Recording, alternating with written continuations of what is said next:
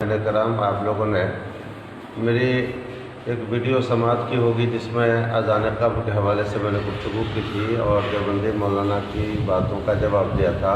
اس کے بعد پھر ان کا جواب الجواب آیا اور انہوں نے بھرپور کوشش کی کہ اذان قبر کو منع کیا جائے، ناجائز ثابت کیا جائے، بدعت ثابت کی جائے۔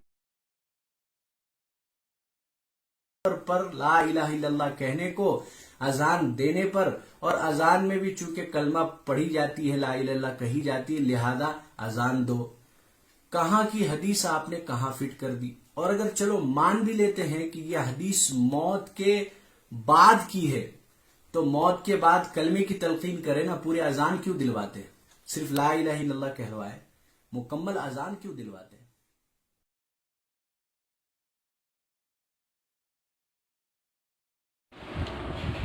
بسم اللہ الرحمن الرحیم، نحمدہ ونصلی ونسلم علی رسولہ الکریم، اما بعد۔ سامعین کرام آپ لوگوں نے میری ایک ویڈیو سماعت کی ہوگی جس میں اذان قبر کے حوالے سے میں نے گفتگو کی تھی اور دیوبندی مولانا کی باتوں کا جواب دیا تھا۔ اس کے بعد پھر ان کا جواب الجواب آیا اور انہوں نے بھرپور کوشش کی کہ اذان قبر کو منع کیا جائے، ناجائز ثابت کیا جائے، بدعت ثابت کی جائے۔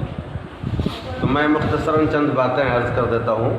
سب سے پہلی بات تو یہ عرض کر دوں کہ مولانا نے اپنی پوری گفتگو میں اذان قبر کے بدعت یا ناجائز ہونے کی کوئی دلیل نہیں پیش کی، لیکن اس سے بھی پہلے آپ کو میں یہ بتا دوں، اذان قبر کے حوالے سے ہم علماء اہل سنت و جماعت کا موقف یہ ہے کہ وہ سنت نہیں، واجب نہیں، فرض نہیں، وہ امر مباح ہے، جائز ہے، باعث خیر و برکت ہے۔ میں نے پہلی ویڈیو میں بھی اس طرح کی باتیں کی تھی اشارتاً مختصراً۔ آج پھر اس بات کی وضاحت کر دوں کہ ہم اس کے وجوب یا سنیت کے قائل نہیں ہیں، فرض یا واجب نہیں کہتے ہیں۔ اس پر اتنا زور بھی نہیں دیا جا سکتا ہے کہ جس کو فرض کا درجہ دے دیا جائے، اور جو لوگ اس پر زور دیتے ہیں وہ بھی غلط کرتے ہیں، لیکن اس کے باعث خیر ہونے میں، باعث برکت ہونے میں، دافع بلا ہونے میں کوئی شبہ نہیں ہے۔ تو اس کے ناجائز کرنے کے لیے شرعی دلیل چاہیے، اور شرعی دلیل کے بغیر کسی بھی چیز کو ناجائز کہنا یہ بالکل غلط بات ہے اور یہ اس کی کوئی حیثیت نہیں ہوتی، چونکہ شے اصلی طور پر مباح ہوا کرتی ہے جب تک اس کے ناجائز ہونے کی کوئی دلیل نہ مل جائے۔ تو مولانا نے پوری گفتگو میں اس بات کو کہیں ثابت نہیں کیا کہ یہ اذان ناجائز ہے یا بدعت ہے۔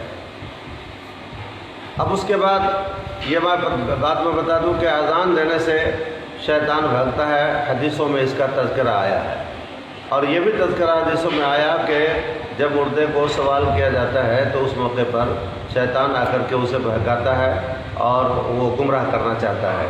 اذان اس لیے دی جاتی ہے کہ شیطان اذان سے چونکہ بھاگتا ہے، لہذا شیطان بھاگے گا اور مردے کو آسانی ہو جائے گی۔ نمبر 4 میں یہ بتا دوں کہ لقنوا مردہ کام والد حدیث جو انہوں نے پیش کی تھی، یہ حدیث ہے، اس بات کو ہم بھی مانتے ہیں، تو اس میں انہوں نے ہدایہ کا حاشیہ پیش کیا تھا اور کہا تھا کہ ہدایہ والے کے حاشیے میں کہا گیا ہے کہ کوئی اس کو مرنے کے بعد پر محمول کرے اس کو دفع کرنے کے لیے۔ میں کہوں گا واہ صاحب، جہاں پر آپ کو لگتا ہے کہ کوئی حاشیہ آپ کے کام کا ہے تو لے لیتے ہیں، جہاں پر آپ کو لگتا ہے کہ ہمارے کام کا نہیں ہے تو یہ کہہ کے آپ ٹھکرا دیتے ہیں کہ یہ قرآن اور حدیث نہیں۔ تو پھر آپ نے صاحب ہدایہ یعنی ہدایہ کے حاشیے کا حوالہ کیوں پیش کیا؟ وہ بھی تو دلیل شرعی نہیں ہے۔ نمبر 5 پہ کہنا چاہوں گا، متعدد حدیثوں سے ثابت کہ بعد دفن حضور علیہ الصلوۃ والسلام دیر تک اپنے رکتے رہے اور مردے کی آسانی کے لیے تسبیحیں، تکبیر پڑھتے رہے۔ مثلا ابو داؤد، حاکم، بہقی میں عثمان غنی رضی اللہ تعالیٰ عنہ سے حدیث مروی ہے، کان النبی صلی اللہ علیہ وسلم اذا فرغ من دفن المیت وقف علیہ قال استغفروا لاخیکم وصلوا له بالتثبیت فانه الان یصلی، یعنی حضور السلام قبر پہ کھڑے ہو جاتے اور فرماتے اپنے بھائی کے لیے مغفرت کی دعا کرو اور اس کو نکرین کے سوال کے جواب میں ثبات قدمی کے لیے دعا کرو، کیونکہ یہ اس وقت پوچھا جا رہا ہے، اس کو سوال کیا جا رہا ہے۔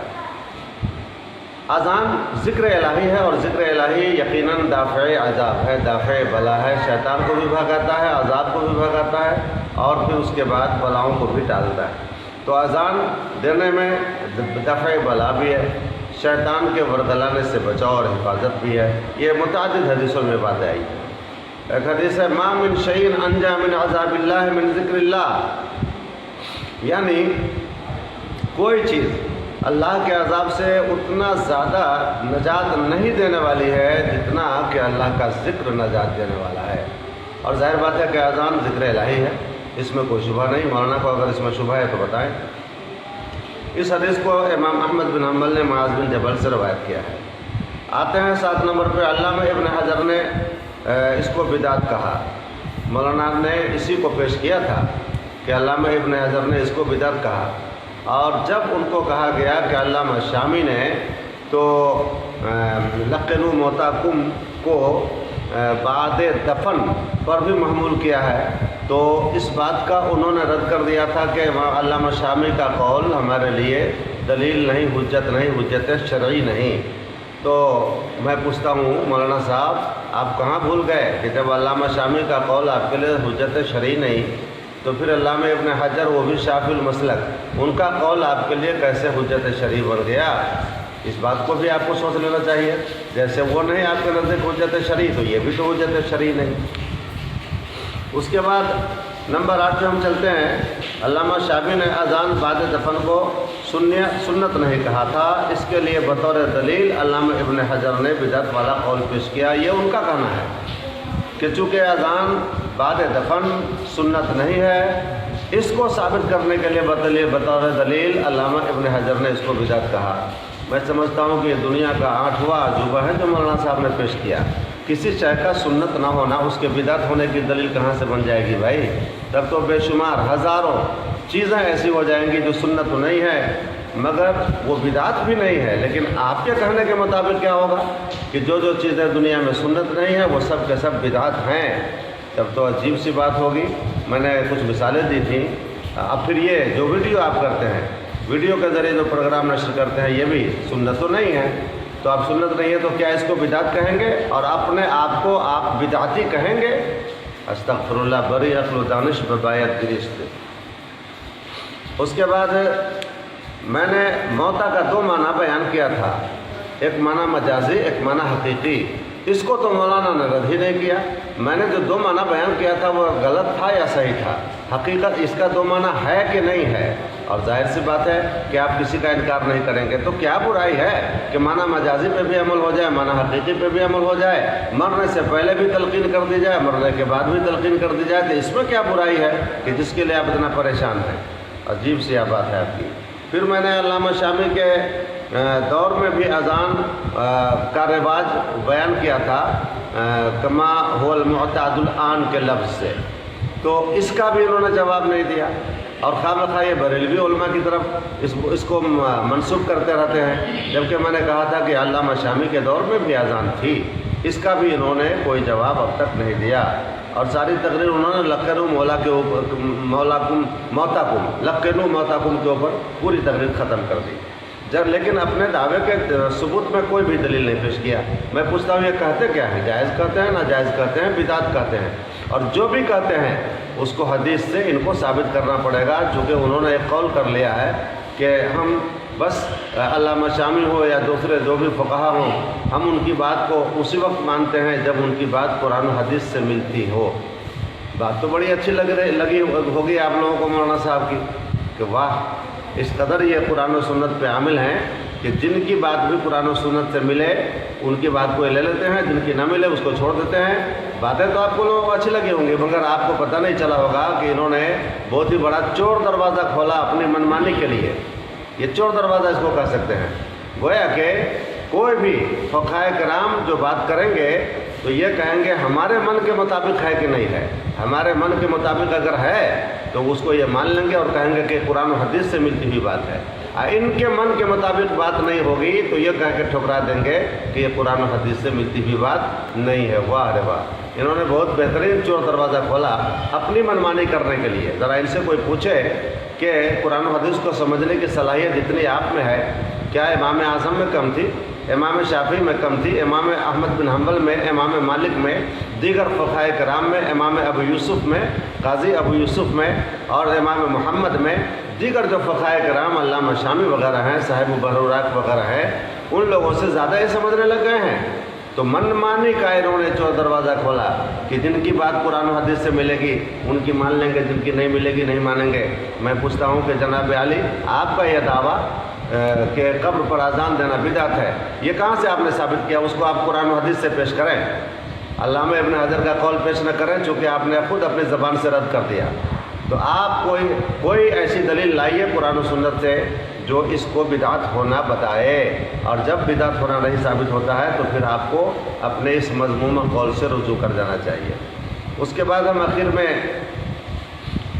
ये कहना चाहेंगे कि कुरान और सुन्नत से कोई दलील लाकर अज़ान के मना होने पर अपनी बात को मजबूत कीजिए, और अगर कोई दलील नहीं ला पाते हैं तो ये कितनी बदनसीबी की बात है कि ज़िक्रुल्लाह से आप मना कर रहे हैं। हमारा कहना यह है कि अज़ान बाद दफन ज़िक्रुल्लाह है, और ज़िक्रुल्लाह से शयातीन भागते हैं, खैर नाजिल होता है, मुर्दे को उन्स हासिल होता है, बेशुमार खैर का दरवाज़ा खुलता है। इसलिए देने में कोई बुराई नहीं है, गरचे यह सुन्नत नहीं है मगर बाइस खैर व बरकत ज़रूर है। आपका दावा क्या है, उस दावे को आप वाज़ेह करें। मैं तो नहीं समझता था कि मेरी गुफ्तगू के बाद आप इसको फिर बढ़ाएंगे, लेकिन मैं देखता हूं कि आप ज़ोर दे रहे हैं। तो अब मैं आपसे पूछता हूं कि आप बाद दफन अज़ान को कहते क्या हैं? नाजायज़ कहते हैं, बिदअत कहते हैं, क्या कहते हैं? अपना मौक़िफ़ बयान कीजिए, और जो भी मौक़िफ़ आप बयान करेंगे उसको कुरान और सुन्नत से ही साबित कीजिए। किसी आलिम का, किसी फ़क़ीह का कौल हरगिज़ पेश नहीं कीजिएगा, चूँकि आपने खुद कह दिया है कि जब तक कुरान और हदीस से नहीं बात मिले तब तक हम नहीं मानेंगे। तो आप कुरान और हदीस से साबित कीजिए अज़ान कब्र बाद दफन ये क्या है, मौक़िफ़ बयान कीजिए, फिर दलील पेश कीजिए। फिर इंशाअल्लाह बहस का सिलसिला आगे बढ़ेगा। जब आपने सिलसिला आगे बढ़ा ही दिया है तो फिर बढ़ाते रहेंगे इंशाअल्लाह।